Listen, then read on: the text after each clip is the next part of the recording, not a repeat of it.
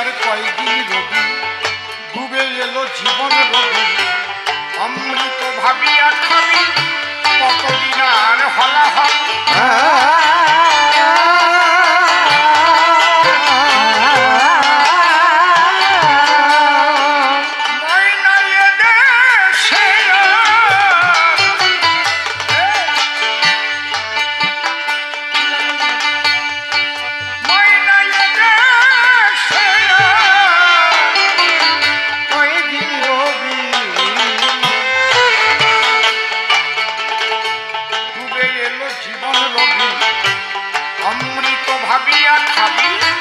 কতদিন আর হলাহল।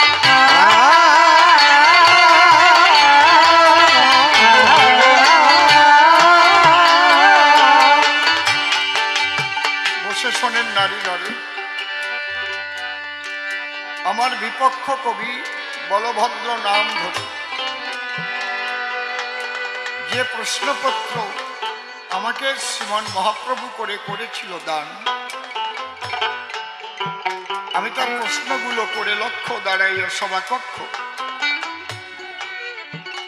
ভূমিকা ধরে দিয়েছিলাম সমাধান।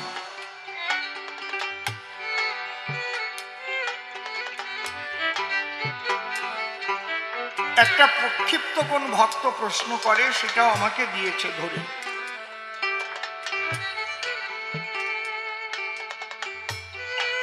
আমার বিপক্ষ কবি বারে বারে শ্রী শ্রী চৈতন্য চরিতামৃতের দিয়েছে সমাধান। আজকে আমি একবারও শ্রী শ্রী চৈতন্য চরিতামৃত নামটি উল্লেখ করেছি, এইটাই তো কায়দা। আমার কাছে বলুন দেখি, যখন বলভদ্রের সঙ্গে আলোচনা হয়েছিল তখন কি চৈতন্য চরিতামৃত লেখা হয়েছিল নাকি? ছোট কি বলেন কি আপনারা? মহাপ্রভু লীলা সম্বরণ করার 65 বছর পর কৃষ্ণদাস কবিরাজ গোস্বামী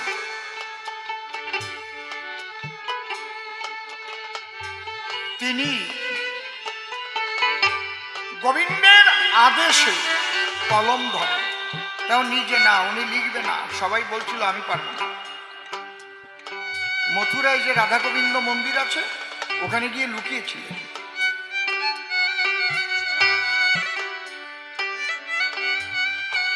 তখন আশীর্বাদী মালা, রাধা গোবিন্দের ওই গলে যে মালা, ওই মালা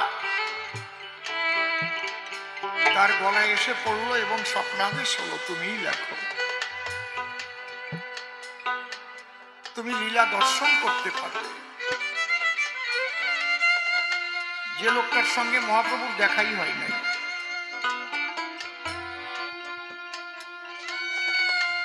আমি অবাক হলাম এই আসরে, আমার বলভদ্র বারে বারে সেই চৈতন্য চরিত এই কথা উচ্চারণ করে বিভিন্ন রকমের কথা কয়।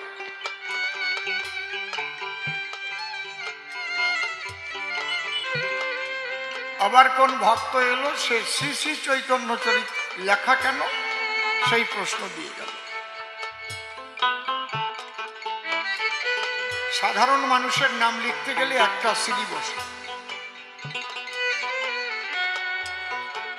কোন গুরু গোসাইয়ের নাম লিখতে গেলে শ্রীমত, তাই তো? আজকে শ্রীমৎ নিগমানন্দ গোস্বামী, শ্রীমৎ। যখন ঈশ্বর পদবাচ্য, ভগবান পদবাচ্য কারো নাম কিংবা কারো গ্রন্থাদি রচনা করে, তখন দুইবার শ্রী ব্যবহার করে। শ্রী মানে কি? সুন্দর, আর তিনি সুন্দরতম। যেমন পুরুষোত্তম, আমরা পুরুষ হতে পারি কিন্তু পুরুষোত্তম আমরা না, তিনি পুরুষোত্তম। এই জন্যে আমরা যারা সিঁড়ি দেই নামের পূর্বে বসে শোনেন জ্ঞানী সর্বে, তারা যার আরাধনা করবে সেখানে ডবল সিঁড়ি বলবে। বুঝতে পারছেন? গুরু ব্রহ্মা গুরু বিষ্ণু গুরুদেব মহেশ্বর গুরুদেব পরম ব্রহ্ম তস্मै শ্রী গুরবে নমঃ। ওম অখণ্ড মণ্ডলাকারং ব্যক্তং যেন চরাচরং তৎপাদং দর্শিতং যেন তস্मै শ্রী গুরবে।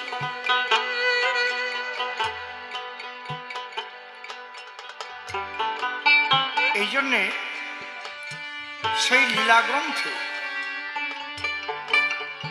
ভক্তের ভক্তিমতে তাকে কতটুক দিয়ে সাজানো যায়, এটা তো অলংকার, অ্যাডজেক্টিভ। বুঝতে পারছেন কি বলছি? মানুষটা কেমন মানুষ? ভালো মানুষ। কেমন ভালো? খুব ভালো। ওই মানুষটা কেমন মানুষ? ভালো মানুষ। কেমন ভালো মানুষ? খুব ভালো মানুষ, দারুণ ভালো মানুষ, বলে না? বুঝতে পারছেন ব্যাপারটা কি?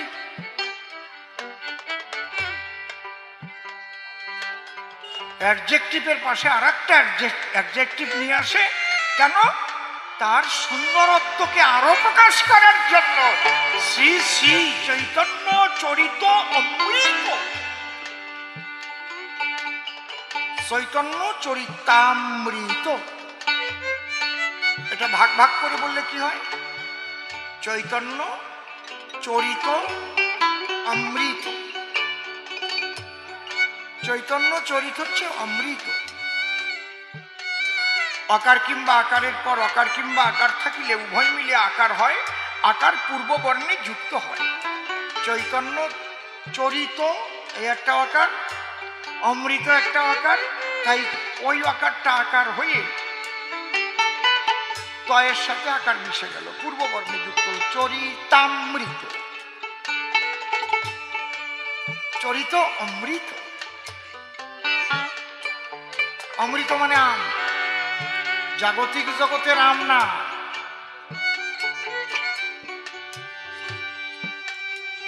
চৈতন্য মহাপ্রভুর জীবনী লীলার মধ্যে যে অমৃত সুধা ধারা, রাধা প্রেম সুধা ধারা বর্ষিত, বাবা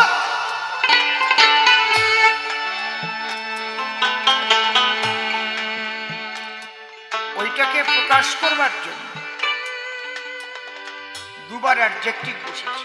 শ্রী শ্রী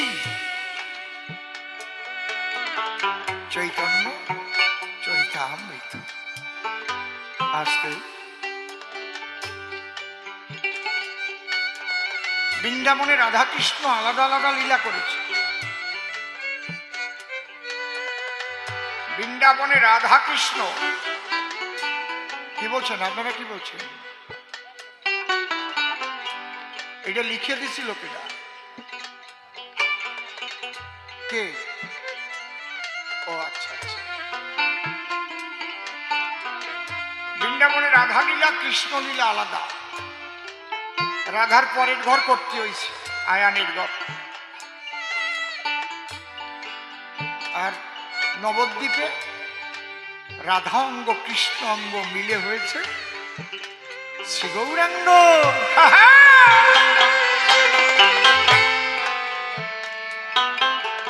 এদিকে শ্রীকৃষ্ণ, এদিকে শ্রীমতী রাধারানী। তাহলে দুই শ্রী যদি নাই তাহলে পরিপূর্ণতা আসে? কথা যা বুঝেছেন কি? এই জন্য ডবল অ্যাডজেক্টিভ লাগানো হচ্ছে। এটা হচ্ছে ভক্তির বহিঃপ্রকাশ।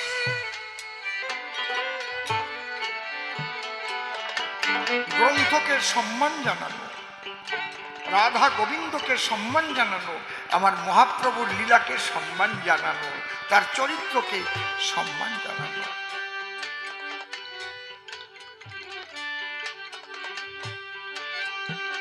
ময়না এ দেশে আর কয়দিন রবি,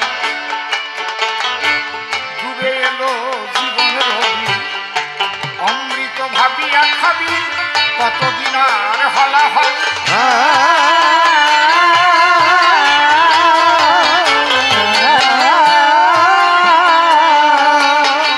অধমসীম বলে হরি বলে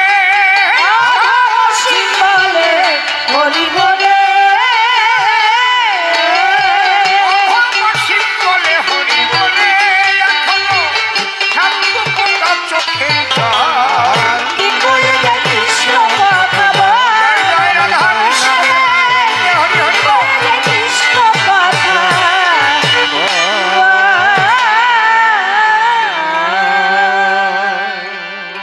চরণ ধরে করি মানা, কেউ কথাবার্তা বলবেন না, কবি কাব্যের বেচাকেনা করিবার দায়।